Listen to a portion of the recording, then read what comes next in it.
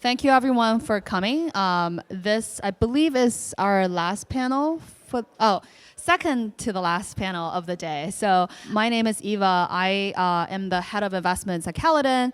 We're a market maker based in Singapore, and we invest in early stage projects. So far, we have invested in about 40 to 50 projects. And thank you everyone for being here. So we'd love to pass the mic around, and then maybe you guys can introduce yourself. Hello, my name is Wang. I'm the CEO for Netmind.ai. At Netmind.ai, we're an AI company. We've been doing AI research since 2016. Started from the stateside, then moved to London 2 years ago. We do a lot of AI development. I think for this particular panel, I'm excited to share Netmind Power, which is one of our foundation projects. So Netmind Power is about building the infrastructure, the ecosystem, and the technology to support decentralized AI. And we're going to go down a little bit more into decentralized AI and what we think is decentralized AI and how it's affecting this landscape. Hey, Mark here, co-founder at Aethir. At Aethir, we build decentralized enterprise-grade GPU infrastructure for gaming and AI companies, very much following in the footsteps of companies like Akash that have been doing this for a very long time. We started a little bit more with kind of a gaming flavor, building a GPU cloud to host games within a cloud gaming format. So very kind of high performance, low latency compute. Realized that we were building something that we felt had a lot of relevance to the AI sector as well, and started to build out an AI product line there. And today, we're out here providing a large amount of kind of enterprise-capable compute for AI and also gaming companies. My name is Greg. I'm the CEO for Overclock Labs and the creators of Akash Network. Akash is the world's first open-source supercloud and only place to get permissionless high-density GPUs for on-demand for general-purpose computing. Akash powers a good portion of decentralized AI projects as well as good non-decentralized systems like Brev.dev and whatnot. We, on a decentralized space, we power companies like Venice, which is a censorship-resistant, privacy-optimized chat service founded by Eric Voorhees, a crypto OG. People like that use Akash right now, and we are super excited for the future of decentralized AI. And we're an infrastructure layer with a primary focus on accelerated compute now. Hey everyone, my name is JW. I'm the founder of Heurist. So Heurist is a deeping network for AI inference. We enable permissionless mining from GPU miners who own high-end consumer-grade GPUs or data center-grade GPUs. And we let our GPU miners to host open source language models and image video generation models. Our core service is API access to AI models. Users can get access to our API with just a few lines of code and then build their own AI applications, AI agents around our core deepin protocol. The cost is much lower than traditional centralized Web2 providers, and we are a very crypto native team. We are pushing for massive crypto adoption with the means of AI, using AI features to make the apps more fun and engaging and rewarding for users. So in the end, we are a decentralized AI ecosystem powered by a deepin protocol. And by the way, we are built on ZK Sync network, building a layer 2 chain on the ZK Sync, ZK stack, which will be live next year. Great. So given today our topic is more than decentralized compute, I think wanted to take a step back and ask the question of why do we need decentralized compute? And what kind of role do you see decentralized compute play at the intersection of AI and Web3? So we definitely believe in decentralized AI and the decentralized platform. I think that's probably the way of the future, and there's always going to be a role for decentralized because democratization. I mean, everybody at this conference are probably for decentralized AI, decentralized platform. So I don't think I need to go too much deeper into why we believe that. But I want to kind of categorize on what's Netmind doing and how we're doing things different. So at Netmind, we're doing full stack decentralization, meaning from the top, on the model, inference, to fine tuning, and all the way to the deepin layer, which is the GPU layer. So we're doing a full stack tokenization and also onto our own chain. So this is obviously a long-term view in this space. Because we see as eventually there's going to be a bottleneck in decentralization where there's going to be so many GPUs, so many users, synchronous training or synchronous platform is going to become a bottleneck. So asynchronous probably going to be the way of the foundation for decentralization. So we spend a lot of research in MOEs, federal learning, asynchronous training. So that's more of a broader how we kind of see it differently than a lot of folks. Yeah, I think if you look at AI, and like I said, I think, like you said, there's I think a lot of consensus in this room and in rooms around Brussels at the moment that decentralized AI is something we probably need to be taking a pretty hard look at, right? As the power accrues pretty rapidly to a small number of big tech companies and the kind of transformative nature of AI becomes more apparent, I think it's pretty obvious that we need to be looking at power structures that are maybe separate to those. When you look at AI, AI needs a small number of things, right? Effectively needs compute, it needs data, right? And those are kind of two pieces of the puzzle that I think the Web3 space has a really interesting way to address, right? Data provenance is something I think that aligns really well with blockchains and smart contracts, right? Decentralized compute, again, something that I also think aligns really well with the blockchain, the ability to kind of have permissionless systems where someone can upload or connect their compute to a network and ensure that their system is trusted and it's going to be automatically recognized for the work that it's doing, and then obviously have smart contracts that are triggered to reward them automatically again for the work that's recorded on the blockchain. This is like a great way to build decentralized compute networks. So I think if we're looking at building decentralized AI, if we're looking at kind of creating structures for AI to be great outside of big tech companies, then there are certain technologies out there that make it far more likely that we'll be able to succeed.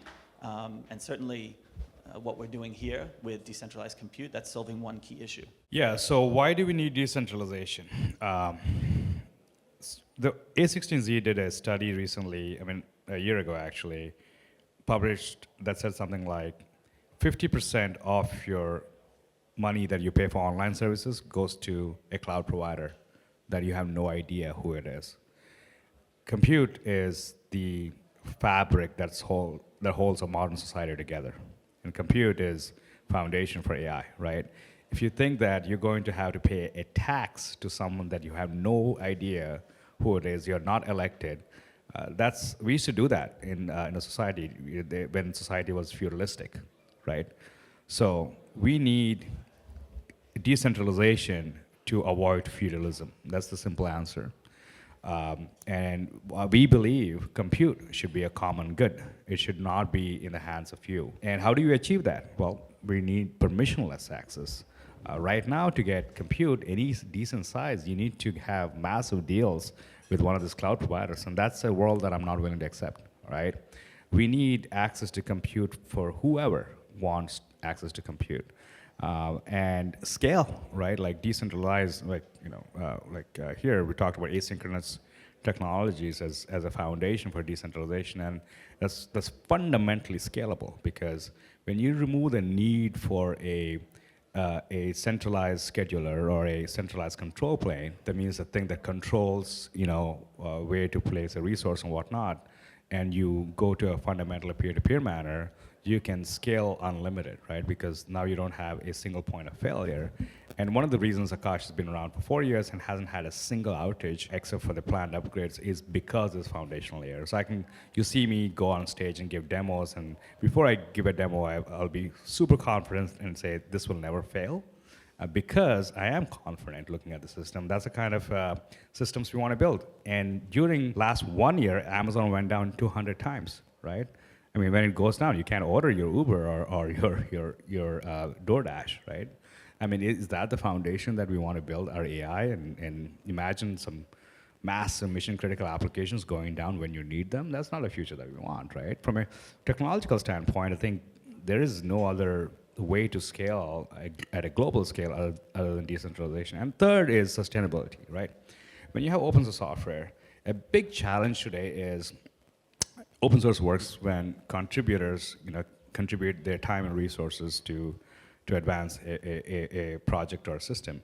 Well, these contributors need to sustain themselves, you know, to pay bills, even though they, you know, pretty much contribute in their free time. But if that free time is actually like sustainable, I think it'll be far better outcomes. And we see that with Kubernetes, we see that with Docker. Docker as a company, a tool which everybody uses, most infrastructure folks that do any level of you know, decent scale use Docker, but the company Docker couldn't survive. You know, it raised $1 billion valuation. It took the Web 2 style of like, you know, SaaS businesses, but that doesn't play out well for open source software. How do you have a sustainable model for open source software? Well, decentralization, right? And you have this massive economies of scale. For Akash itself, you have, you know, professors from MIT and, you know, Cornell, and we have University of Texas and University of Illinois, and all these amazing talent contributing and getting grants from the system and publishing those papers, and like this incredible harmony we see with this open source researchers and open source and professors and scientists, and you know, sustaining themselves using the switches. We have about 500 contributors, right? And that's not possible using a traditional centralized systems, because most of them want to have the openness of their research, right? So sustainability, technological scale, and the just breaking of feudalism is what we need open source for, and open source and decentralized systems. So to understand why decentralized compute is important, I want to share a story and experience that Heurist worked with two AI trainer groups. They are called LD Studio, and they are one of the top 50 AI model trainers on Stability AI, which is the leading Stable Diffusion sharing platform. They are very good artists and AI trainers able to reproduce a variety of art styles with Stable Diffusion models. However, even though their models have millions of downloads and have generated tens of thousands of dollars of revenue, their group or their company didn't receive any profits out of it. And that is because when they have their model listed on Stability AI, some other Web2 companies is able to take their model, host it on their own GPUs, and charge people for every execution that they do inference on their model. And eventually, those AI trainers, they have to rely on, you know, Patreon to get some subscription fee, like $10, $20 per month, to keep their model training business going without receiving any benefits with the model execution itself, because all the models are hosted by centralized parties, and those compute providers, Web2 compute providers, get 100% of the revenue generated from those model inference. However, with a decentralized compute network, we're able to change that.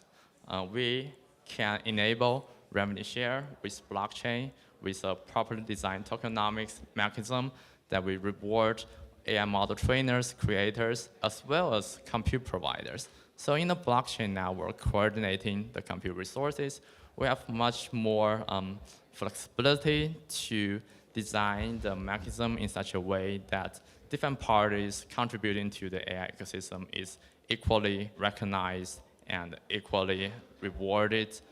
Not only the GPU owners, but also the AI model trainers, token holders, curators who, you know, vote for the best models, and essentially it will benefit the creativity of the AI model trainers so that they can keep their business going with more revenue generated from their usage, and the better models will be selected by the token voters in the network.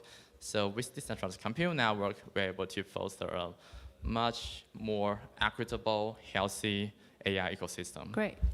So I think the next question is more directed at Mark and Greg. So I know you guys are both building, you know, decentralized GPU marketplaces. I guess from Econ 101, like which side of the marketplace, supply versus demand, do you think is harder to grow at the current state, and how do you expect that to change over the next, let's say, 1 to 2 years? Yeah, so it was supply before, but supply is actually getting better. In certain categories and not in certain categories. Supply is getting better for training H100s, but not so for inference, like A100s or 4090s, right? It's getting tighter. It's interesting. But incentivization can go far along. I mean, if you give money to people, I think they will supply, right? So that's not a problem. That's not a big of a problem. But it's really on the demand side.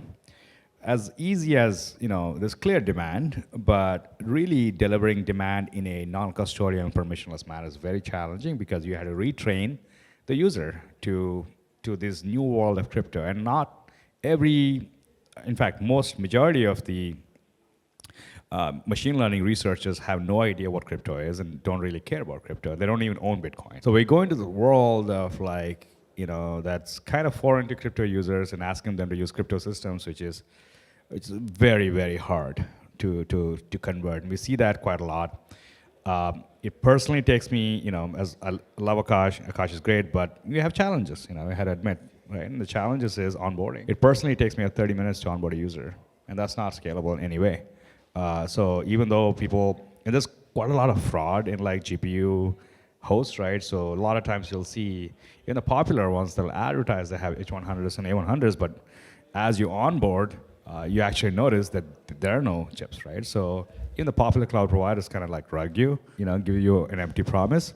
So there's a issue of trust when it comes to GPUs, right? So when you have this skeptical user coming to something like Akash, which has crypto, that adds to the skepticism, tenfold, and be click on hey, I see A100, and then you're presented with wallet install. Great, that takes another 20 minutes, right? And then you have to go to Coinbase, do your KYC, and then pay gas fees. I'm what is gas? Nobody understands what gas is, right? All these new terms and terminologies, all these steps people have to go to just to get to A100. So you can lose a user quickly. In typical products, the plug and install comes way later in the user cycle. It doesn't come the first thing you do. I mean, plug and install is a huge ask on the user, right? And the other shortcut is to go the centralized route or put a username and password, but then you're losing the whole essence of decentralization. So truly decentralized systems, how do you deliver a truly permissionless experience to a traditional user is the challenge, and we're not in the business of taking shortcuts. And Akash is radically open source, right, and radically decentralized. There are other systems on top of Akash like Brev and whatnot that are built to alleviate some of these onboarding challenges, but they are very specialized workforce. There's really no specialized workloads. There's really no single way to onboard, but that's changing now. So we have a new capability called trial wallets. We'll be introducing very soon. Some might call it account abstraction, but I hate terms. I hate buzzwords. The way trial wallets work is very simple. You get a trial wallet for every user that comes that alleviates the need to install a wallet or get some AKT to deploy. So we think that's going to significantly increase the activation rate. Once you get to the aha moment, once you get to NVIDIA SMI, that means the command you run in the command line after you can SSH, that we call activation, because most people, when they get the first GPUs, they run the NVIDIA SMI, and if they see an H100 and A100, then they are satisfied that they got the GPU. That is our number one goal. And I think in the next couple of months, we're going to see a significant increase in demand for Akash because we can solve this problem, right? It's easy to convince anybody to come and look at you when you say you have A100s for 80 cents. I mean, that's not rocket science. I mean, it's a good price, right? But it's really hard to get a user to use you, and that is a big challenge. Yeah, that was really well said. I think touching on the kind of the inferencing versus training on the demand side, I think we're seeing a similar thing. I think if you think about it, it also kind of makes sense at a macro level, right? We're seeing the evolution of more AI applications that are building outside of just a ChatGPT wrapper, right? So the requirement for independent compute resources is growing outside of H100s and the kind of A100s and 4090 ecosystem. So totally agree. I think, and to be honest, I don't think you can understate how difficult it is to build a permissionless compute system like what Akash has. We're not there yet, right? Opening the doors for compute to kind of onboard kind of permissionlessly and opening the other side of the equation to onboard demand kind of permissionlessly is an incredibly difficult situation, right? You set yourself up for bad actors to try and come in and just drain your token by either spoofing or even just taking advantage of early rewards. And I mean, if you're a marketplace, you never kind of want to be too imbalanced in either direction, right? You don't want to be sending demand away because you don't have the compute to support, but at the same time, you don't want to be so heavily supply fed that you're draining your token treasury, and these kind of rewards that are there to incentivize early movers are kind of hamstringing your token economy. So for us, we're kind of in this pre-permissionless state where effectively we're controlling supply that's coming in and making sure that it's supply-led, right? We always want to be a supply-led marketplace. We want to have more supply than demand. We don't want to be saying no to customers that are coming to Aethir. But at the same time, we know that we're not yet at a product state where we can just kind of open the doors. That's an incredibly difficult challenge. Got it. Great. And then I would like to ask the other two panelists just to share a little more thoughts on privacy. And given this is decentralized compute, like how do people feel more comfortable with privacy or other concerns that might come with decentralized compute? So maybe instead of talking about privacy, I'll hit a little bit on that. But I want to talk about decentralized AI from this full stack, what we see in this entire ecosystem, and what are the challenges from an AI perspective. So decentralized AI is a very hard problem. We already heard the other panelists mention the compute layer. But from the top layer, when we're doing the models, right, you're going to have to break down a big model into smaller chunks so you can deploy at a decentralized, on a decentralized platform. That's a very hard problem. And then the data, from the user perspective, data isolation, that's a very hard problem. When you're going down to inference on a truly decentralized platform, that's a hard problem. And then Greg and Mark already mentioned at the compute layer, having that permissionless, that's a very hard problem. Creating the necessary, or what we call a dynamic cluster on demand, because your compute need is very different, right? Whether you want a single server with multiple cards or multiple servers across different locations, because these are decentralized computes, right? They could be sitting one in the, we'll have data center all over the place. So how to combine all these A100 together, or all these 49 together to solve a common problem. This dynamic clustering is a very difficult problem. So this full stack, it's a very hard problem. The topic, I guess the question is around privacy. So, and security, right? So that is another very hard problem. So I'm talking about all these hard problems. So what are we focusing on? So I kind of mentioned what kind of differentiate Netmind AI or Netmind power in this space is we see the foundation being asynchronous as the future. Because if you think about it, you can't, once you have all these agents, once you have all these users, like right now 70% of world population, 99% of the developers are on the internet. You're gonna have that much user on the AI eventually, right?